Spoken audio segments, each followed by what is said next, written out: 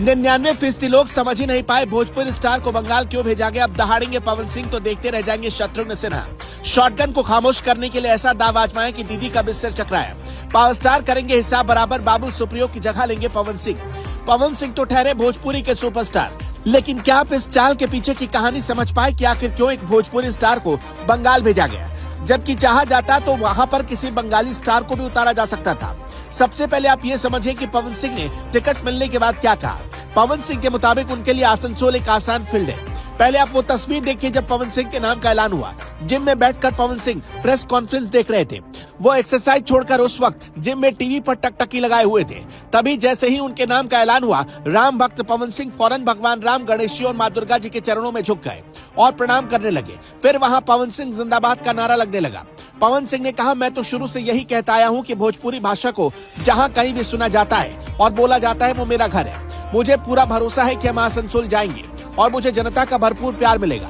मुझे दिल से लोगों की सेवा करनी है। पश्चिम बंगाल की आसनसोल सीट काफी चर्चित सीटों में से एक है।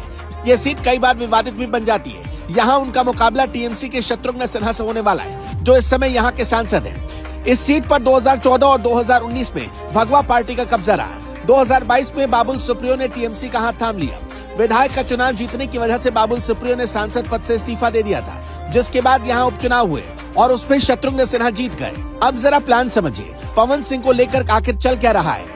पवन सिंह को आसनसोल यानी कि वेस्ट बंगाल से लड़ाने के पीछे का मामला क्या है। पश्चिम बंगाल का आसनसोल और झारखंड का जामताड़ा जिला दोनों पड़ोसी है। आसनसोल वैसे तो बंगाल में है, लेकिन यहाँ रहने वाले ज्यादातर लोग मजदूर कैटेगरी से, जो बिहार और झारखंड के हिस्सों से आकर आसनसोल में बस गए। यहाँ पर एक रेलवे का रैक पॉइंट है जिसमें कोयले की ढुलाई होती है, और वो भी बहुत बड़े पैमाने पर। साथ ही इसके आसपास कोयला खदान भी मौजूद है, जहाँ मजदूर काम करते हैं। ये मजदूर अच्छी तरह हिंदी बोलते हैं और समझते भी हैं, और इनके बीच भोजपुरी भाषा भी काफी पॉपुलर है। आसनसोल की करीब 73% आबादी भोजपुरी और हिंदी या तो बोलती है या अच्छे से समझ लेती है। आसनसोल हमेशा से ग्लैमर को आकर्षित करता रहा है। बाबुल सुप्रियो पहले यहाँ से जीते, फिर सीट खाली हुई तो दीदी ने शत्रुघ्न सिन्हा को यहाँ से चुनाव मैदान में उतार दिया।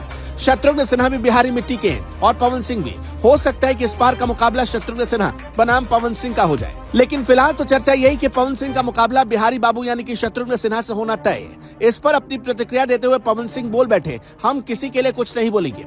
वो हमारे गार्जियन है, हम उनको देखकर जवान हुए। वो हमारे सीनियर भी है, तो हम उन पर कोई कटाक्ष नहीं करेंगे। पवन सिंह ने अपने प्रशंसकों को संदेश दिया, आपका बेटा और भाई आ रहा है, हमें ढेर सारा प्यार दीजिए। मेरे पिताजी बंगाल में नौकरी करते थे, मुझ में बंगाल का नमक है। हालांकि इसके पहले चर्चा थी कि पवन सिंह आरा से लड़ेंगे, लेकिन अचानक उन्हें बंगाल भेजने का फैसला हैरान करने वाला था। वैसे आपको क्या समझ में आया, पवन सिंह को बंगाल भेजने के पीछे असली वजह क्या है?